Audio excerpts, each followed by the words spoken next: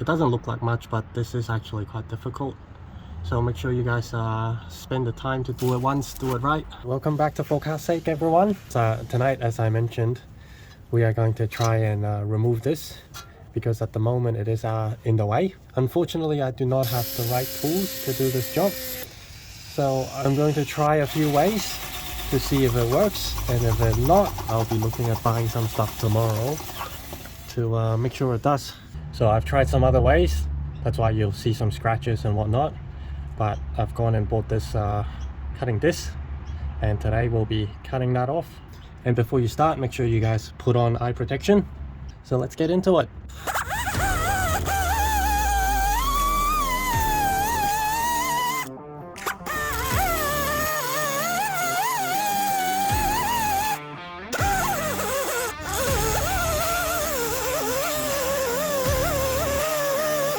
I'm just noticing quite a lot of sparks going in here.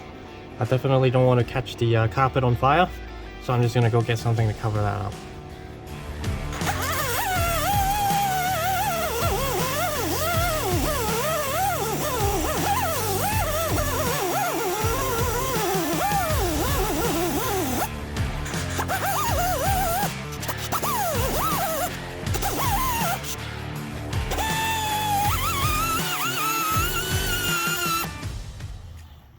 Alright, so I've just made a cut around the bottom here, and I've also cut this bit a little bit off as well.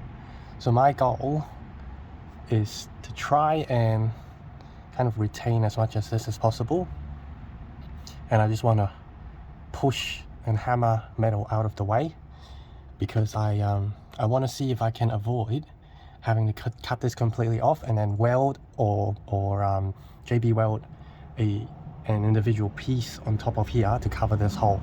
So I want to try and just have this sort of fold into itself so it's out of the way, but at the same time still covering this hole.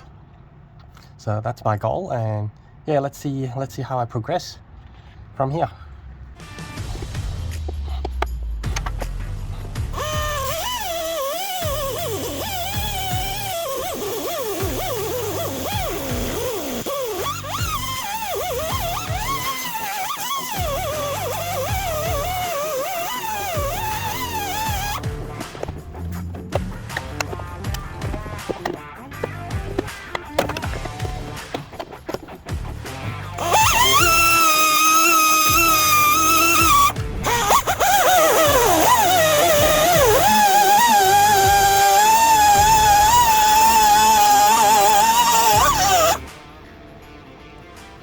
Basically it.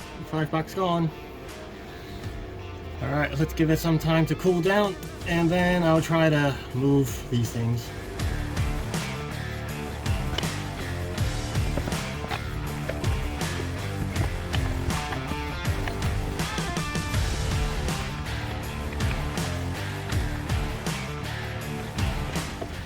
After a combination of pliers, hammers, as well as using a jack and a block of wood to jack it up, this is the result.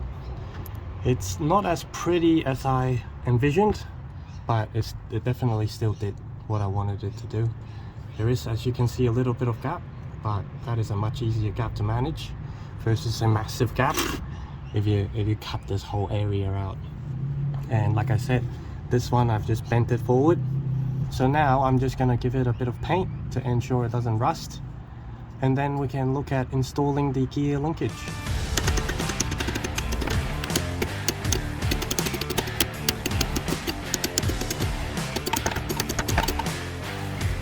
Alright everyone, so this is where I'm up to now. The shifter linkage is pretty much in at the front. I do not have a cover for this one. My shifter linkage just didn't come with one, so I'm just going to zip tie it and trim it and then put the rubber boot over it. And when you have a look at the shifter here, I've just put a bolt through and a nut. The OEM automatic nuts are not at the right spot. You can probably stretch the bushing to match, and it'll definitely hold, but I reckon I'm going to drill a new hole for it. So yeah. And once again, this is where the automatic cable comes out of, So as you can see, there's plenty of clearance there. So yeah, that's pretty much it for today. This is it doesn't look like much, but this is actually quite difficult. So make sure you guys spend the time to do it right. Do it once, do it right. Make sure you guys give me a thumbs up. I would really appreciate it. Just let YouTube know you guys really like this type of content. Thank you very much, and I'll catch you guys in the next one. Cheers.